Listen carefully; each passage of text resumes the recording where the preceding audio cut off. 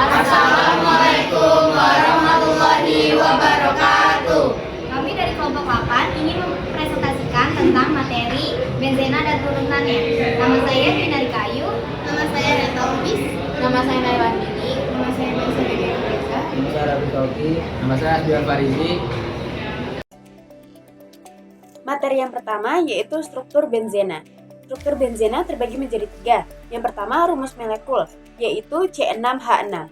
Yang kedua, merupakan hidrokarbon aromatik karena memiliki ikatan rangkap terkonjugasi atau selang-seling. Dan yang terakhir, posisi ikatan rangkap dapat berpindah-pindah atau peristiwa resonansi, sehingga benzena lebih mudah disubstitusi daripada diadisi. Materi yang kedua yaitu sifat dan kegunaan benzena. Sifat dan kegunaan benzena terbagi menjadi 3, sifat fisika, sifat kimia, dan kegunaan. Sifat fisika yang pertama, berwujud cair pada suhu kamar titik leleh 5,5 derajat Celcius dan titik didih 80,1 derajat Celcius. Yang kedua, tidak berwarna, mudah menguap, dan berbau khas. Yang ketiga, bersifat nonpolar sehingga mudah larut dalam pelarut nonpolar seperti CCl4 atau karbon tetaklorida, dietileter dan heksana, serta tidak larut dalam air. Selanjutnya sifat kimia. Sifat kimia yang pertama, uap benzena bersifat toksik dan sedikit karsinogenik. Yang kedua, dapat dibakar sempurna menghasilkan CO2 dan H2O tetapi tidak dapat dioksidasi. Yang ketiga, lebih mudah mengalami substitusi daripada adisi karena cincin benzena bersifat stabil akibat adanya resonansi. Selanjutnya kegunaan. Kegunaan yang pertama sebagai pelarut, sebagai bahan dasar membuat stirena dan nilon 6,6. Yang ketiga sebagai bahan dasar obat-obatan, dan yang terakhir sebagai bahan dasar membuat bahan peledak atau PN. 3. Senyawa turunan benzena. Monosubstitusi benzena. Benzena monosubstitusi merupakan benzena di mana satu atom H disubstitusi dengan substituen. Di sini ada macam-macam turunan benzena, yaitu ada halobenzena, nitrobenzena, toluena, stirena, anilin, fenol, benzaldehid, benzena sulfanoat, dan asam benzoat, di mana dari kanan ke kiri semakin prioritas. Selanjutnya, saya akan membahas tentang disubstitusi benzena. Disubstitusi benzena terjadi jika 2 atom H digantikan dengan 2 atom atau 2 gugus lainnya. Disubstitusi benzena ini menghasilkan 3 bentuk isomer. Yang pertama itu ada orto atau O, yang kedua ada meta atau M, dan yang ketiga itu ada para atau P. Di gambar pertama itu ada orto. Dapat dikatakan orto jika substituen atau gugus penggantinya itu terletak di sebelahan atau terletak pada atom karbon bernomor 1 dan 2. Yang di gambar kedua itu ada meta. Dapat dikatakan meta jika substituen atau gugus penggantinya terletak pada atom karbon bernomor 1 dan 3. Di gambar ketiga itu ada para. Dapat dikatakan para jika substituen atau gugus penggantinya terletak pada atom karbon bernomor 1 dan 4. Selanjutnya saya akan membahas beberapa contoh soal. Di contoh soal yang pertama, kedua substituennya itu sama-sama Cl. Karena sama-sama Cl, maka harus memilih salah satu Cl yang akan menjadi rantai utama. Di sini saya akan memilih Cl yang paling atas untuk menjadi rantai utama. Penomorannya itu sendiri akan searah jarum jam. Maka otomatis cabangnya itu akan berada di nomor 2. Jadi penamaannya itu 1,2 diklorobenzena atau orto diklorobenzena. Kenapa orto? Karena rantai utama dan cabang posisinya itu berada di 1 dan 2. Begitu pula dengan contoh soal kedua dan ketiga. Di contoh soal kedua, posisi rantai utama dan cabang berada di nomor 1 dan 3. Maka penamaannya itu adalah 1,3 diklorobenzena atau meta diklorobenzena. Di contoh soal yang ketiga, posisi rantai utama dan cabang berada di nomor 1 dan 4. Maka penamaannya itu adalah 1,4 diklorobenzena atau para diklorobenzena. Contoh soal keempat. Di contoh soal keempat ini agak berbeda dengan 3 contoh soal sebelumnya. Di contoh soal sebelumnya, kedua substituennya itu sama, sedangkan di sini kedua substituennya itu berbeda, ada NH2 dan Br. Di monosubstitusi telah disinggung bahwa NH2 lebih prioritas daripada Br. Karena lebih prioritas, maka NH2 sebagai rantai utama dan Br sebagai cabang. Penomoran itu sendiri dilakukan searah jarum jam, karena cabang harus berada di nomor yang paling kecil.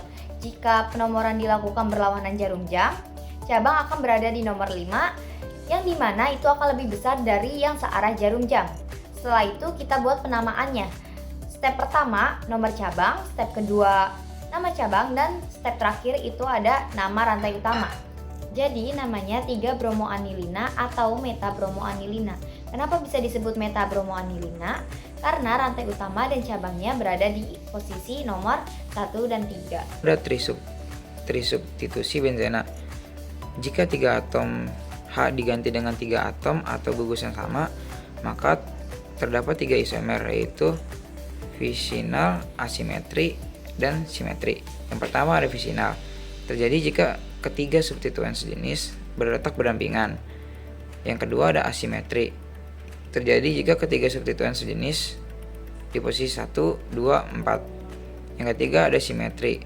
Terjadi ketika ketiga substituen sejenis di posisi 1, 3, 5. Di sini ada contoh soal.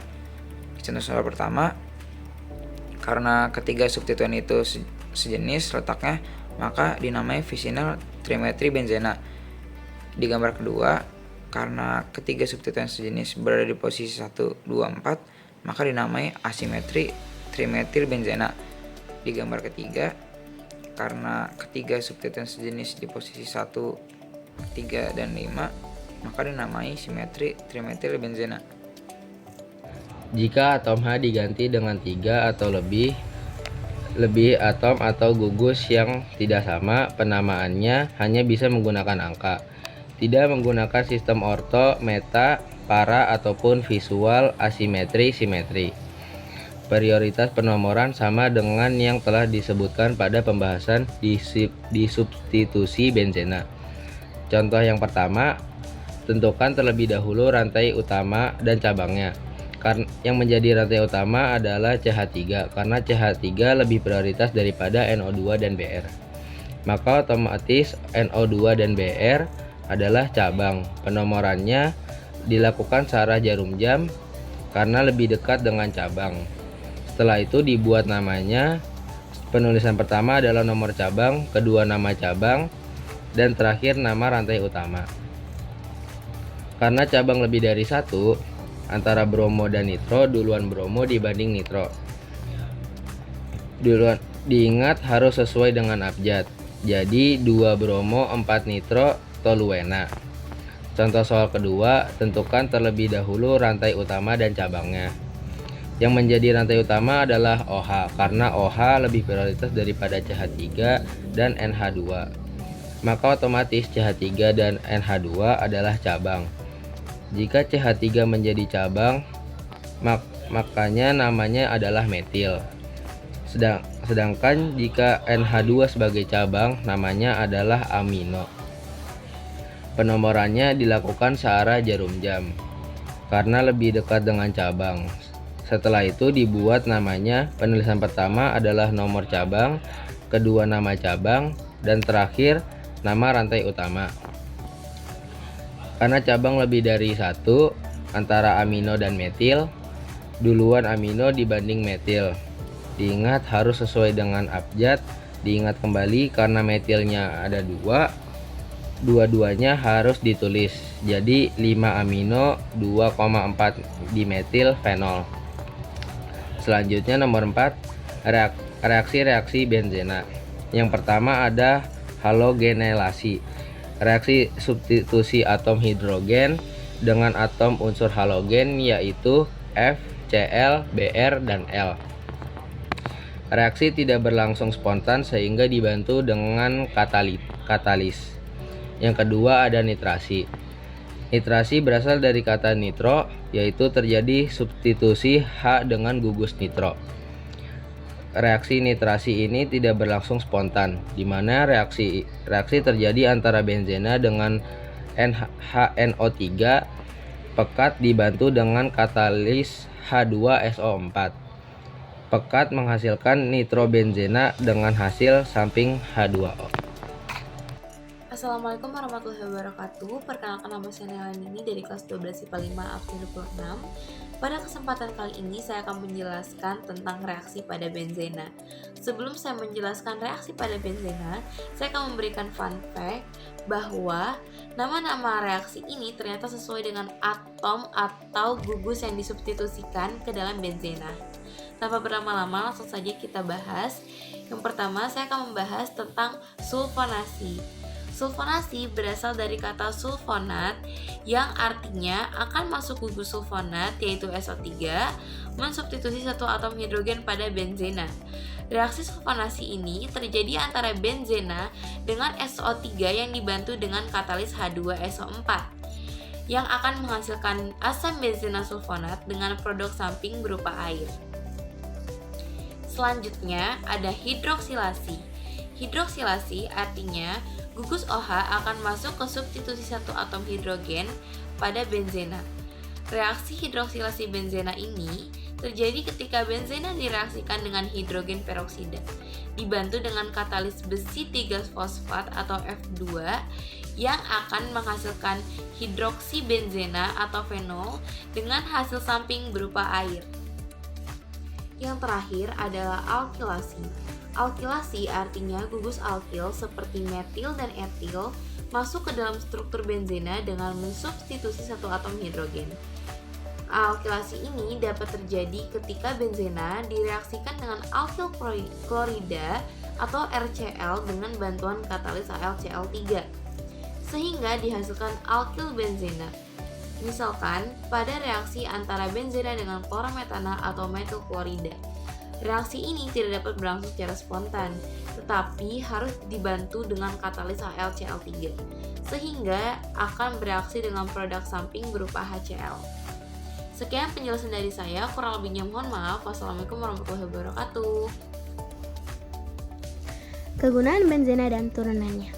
Yang pertama, benzena digunakan sebagai pelarut nonpolar bagi senyawa-senyawa organik yang tidak melarut dalam air. Benzena sangat berbahaya karena dapat merusak sumsum tulang, menghambat pembentukan sel-sel darah merah, dan bersifat karsinogenik. Yang kedua ada fenol. Fenol digunakan dalam pembuatan karbo atau lisol sebagai desinfektan atau pembunuh kuman. Selain itu, digunakan sebagai bahan pembuat zat warna dan plastik. Yang ketiga ada asam benzoat. Asam benzoat digunakan sebagai pengawet pada makanan dan minuman. Yang keempat ada aminobenzena. Aminobenzena digunakan sebagai bahan dasar zat pewarna yang dikenal sebagai pewarna azo. Yang kelima, aspirin atau asetosal atau asam asetil salisilat digunakan sebagai zat analgesik atau penghilang rasa sakit dan zat antipiretik atau penurun panas badan, sehingga berfungsi sebagai obat sakit kepala, sakit gigi, dan demam. Yang keenam ada paracetamol atau acetaminophen digunakan pada obat sakit kepala atau obat demam. Yang ketujuh, BHT atau butilhidroksitoluena dan BHA atau butilhidroksianisol digunakan sebagai zat antioksidan atau zat anti tengik pada minyak goreng dan mentega. Yang ke-8, benzil alkohol digunakan sebagai zat antiseptik pada kumur untuk membunuh kuman atau penghilang bau mulut. Sekian presentasi dari kelompok kami, kurang lebihnya mohon maaf. Wassalamualaikum warahmatullahi wabarakatuh.